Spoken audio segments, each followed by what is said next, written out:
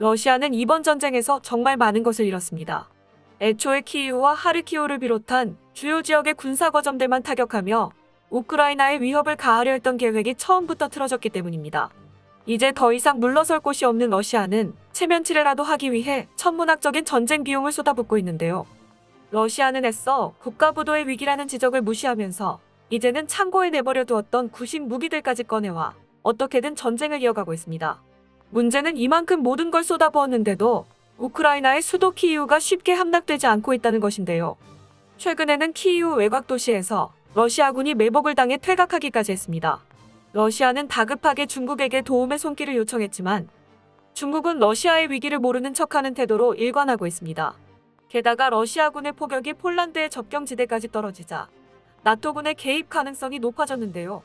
이번 나토군의 훈련에는 러시아군 주력 부대와의 전투를 상정한 대응책들이 다수 보여 러시아를 더욱 궁지로 몰아넣고 있습니다. 과연 무슨 일이 일어나고 있는 것인지 자세하게 알아보겠습니다. 최근 크렘린궁에서 우크라이나군을 단기간에 제압하지 못한 책임을 물어 군 장성급 고위 인사 8명을 해임했다는 보도가 나왔습니다. 올렉시 다닐로프 우크라이나 국가안보회의 의장은 기습적인 전면 침공으로 빠르게 우크라이나 수도 키이우를 점령하려던 러시아군의 전략이 사실상 실패했다고 밝혔는데요. 이 과정에서 화가 난 러시아 정부가 최고위급 장성 8명을 해임하는 조치를 내린 것으로 보입니다. 전쟁이 한참 진행 중인 상황에서 지휘관을 대거 교체하는 행동은 명령체계에 혼란을 주어 작전 성공률이 낮아질 수밖에 없는데요. 이번 장성급 해임은 그렇지 않아도 낮은 러시아군의 사기를 더욱 땅으로 곤두박질치게 할 것으로 보이고 있습니다. 심지어 러시아 정부의 감정적인 대응은 이뿐만이 아닌데요. 영국의 경제회복센터와 일부 전략 컨설팅 업체들은 개전 첫나흘간 러시아가 소비하는 전쟁 비용은 70억 달러 정도였으나 이후 탄약과 보급품 확대, 미사일 발사 등으로 인해 하루 250억 달러를 넘어가는 전쟁 비용을 지불하고 있다고 말했습니다. 전쟁 초기에는 우크라이나의 완전 지배를 요구하던 러시아가 뜻밖의 고전을 면치 못하면서 이제는 모든 재산을 쏟아부으면서 악착같이 승리를 따내려 하고 있는데요. 이에 따라 경제 전문가들은 러시아가 전쟁의 대가로 유례없는 국가부도를 경험하게 될 것이라고 예견하고 있습니다. 돌아갈 수 없는 강을 건너고 만 러시아는 이번 전쟁을 승리한다고 해도 몰락의 길을 걷게 될 것으로 보이는데요. 전쟁이 길어지면 길어질수록 러시아군 보급의 질은 크게 떨어지고 있습니다. 실제로 전쟁 초반에 보이던 정밀 타격 무기도 모두 소비한 것인지 우크라이나 중서부 지역에서는 구형 재래식 무기가 사용되는 모습도 포착되었는데요. 스콧 베리어 미국 국방정보국장은 러시아가 사용하는 정밀 유도탄은 얼마 되지 않는다고 설명하면서 군사시설만 정밀 타격한다는 러시아 측의 주장은 어디로 간 것인지 의문을 표하고 있습니다. 정밀 유도탄과 달리 목표물 추적 기능이 없는 재래식 무기는 오폭의 위험이 크기 때문인데요. 재래식 무기를 운용하기 위해서는 전투기도 더 낮게 비행을 해야 하기 때문에 우크라이나군의 입장에서는 대공 방어가 훨씬 수월해질 것으로 보입니다. 이처럼 러시아는 감정적인 대응으로 계속해서 악수를 두고 있는데요. 특히 이번 폴란드 접경지대에 있는 군사기지를 공격한 것은 나토군의 개인 명분을 줄 수 있어 스스로 위기를 초래하는 행동이었습니다. 로이터 통신 등 외신은 러시아군이 우크라이나 서부의 리비우 접경지대 야보리우 기지에 30발의 미사일 공격과 공습을 가했다고 보도했는데요. 공습당한 기지는 국제평화안보센터 IPSC로 미국과 캐나다 등 외국 군사고문이 우크라이나군을 훈련시키는 곳이며 서방에서 오는 우크라이나에 향하는 군사 지원을 전달하는 통로 역할을 수행하고 있었습니다. 러시아군은 이번 공격으로 우크라이나를 지원하는 서방 국가들의 경고를 보낸 것으로 보이는데요. 문제는 야보리우 기지가 우크라이나군과 나토 동맹국들이 연합 군사훈련을 벌이는 중심지이기도 하다는 것입니다. 전문가들은 피해 장소가 폴란드 경계에서 고작 20km 떨어진 지역이며 외국 교관이나 군인들의 피해도 나올 수 있는 상황이었기 때문에 나토군 개입의 여지가 충분하다고 분석하고 있는데요.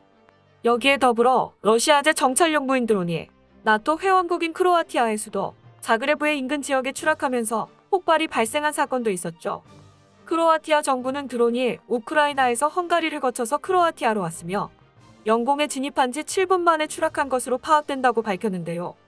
이에 따라 나토에서는 전쟁 개입의 가능성이 크게 올랐고 언제든 참전할 수 있도록 출격 태세를 갖추고 있는 상황입니다. 실제로 우크라이나 경계선 일대는 현재 네덜란드 공군 소속의 F-35A 스텔스 전투기가 전진 배치되어 있는데요. 불가리아 정부는 폴란드와 루마니아의 동유럽 항공작전 능력 강화를 위해 F-35A 전투기가 8대 배치된 가운데 흑해 연안의 불가리아에도 네덜란드 공군의 전투기가 장기 체류될 것이라고 발표했습니다. 불가리아에는 이미 스페인 공군의 유로파이터 타이푼 8대가 전진 배치되어 있는데요.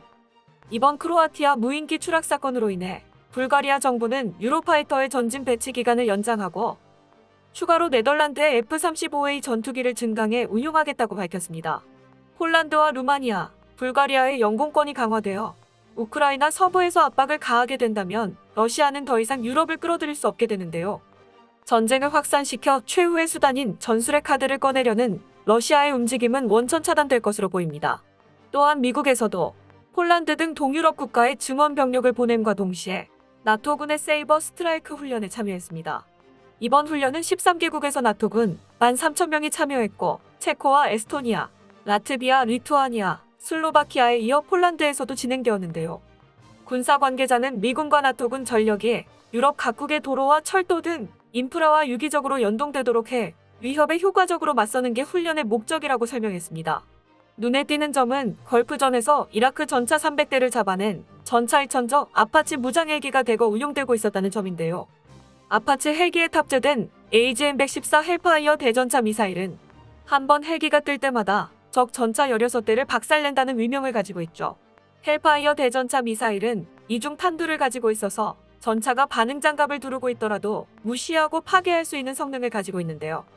게다가 궤적이 가파른 포물선을 그리기 때문에 전차의 포탑을 때리는 탑어택의 효과를 기대할 수 있는 데다가 1300mm급 관통력을 가지고 있기 때문에 사실상 현존하는 전차는 모두 뚫을 수 있는 것으로 알려졌습니다.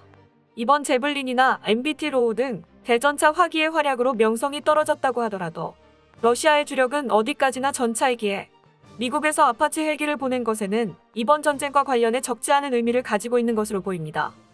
물론 나토군 측은 이번 훈련이 정례적이란 점을 강조했지만 보이는 그대로 받아들이기에는 이례적인 정황들이 다수 포착되었죠.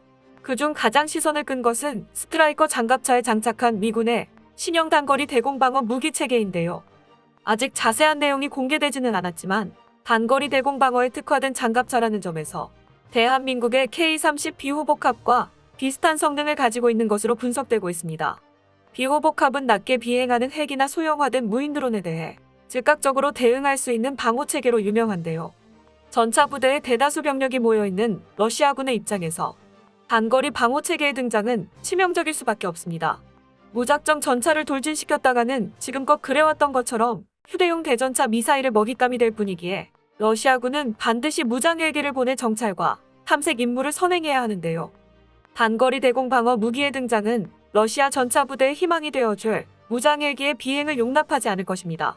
따라서 미군이 이번 군사훈련을 통해 아파치 무장 헬기에 더불어 비호복합과 유사한 단거리 대공방어 무기를 선보였다는 것은 러시아의 육군 부대를 철저하게 무력화시킬 수 있다는 경고라고 해석되고 있습니다. 이처럼 세계 각국이 전쟁을 주시하며 러시아를 지속적으로 압박하자 러시아가 도움의 손길을 청할 곳은 중국뿐이었죠.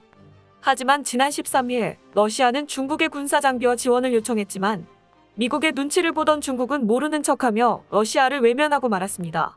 제이크 설리번 미 국가안보보좌관은 중국이 러시아의 물질적, 경제적인 어떤 형태로든 지원하게 될 경우 좌시하거나 지켜보지 않겠다는 점을 분명하게 전달했는데요.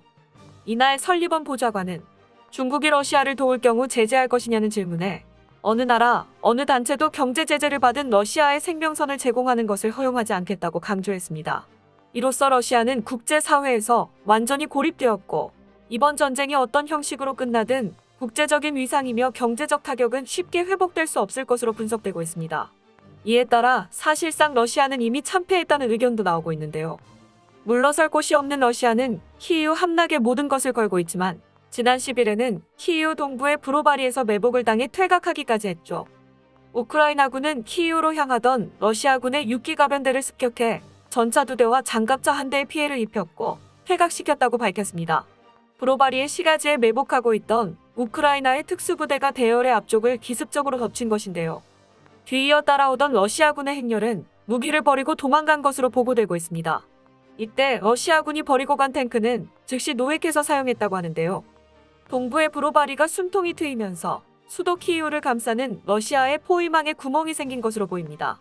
키이우 외곽의 방어선은 병력의 수와 화력에 밀리면서 내어주고 말았지만 수도 키이우는 외곽에서 버틴 시간 동안 요새화에 들어가 쉽게 뚫긴 힘들 것으로 보입니다. 전쟁이 대단원을 향해 나아가는 가운데 희망의 빛이 우크라이나를 비추기를 바라겠습니다. 끝까지 시청해주셔서 감사합니다. 도움이 되셨다면 좋아요를, 다른 이야기도 궁금하시면 구독을 눌러주세요.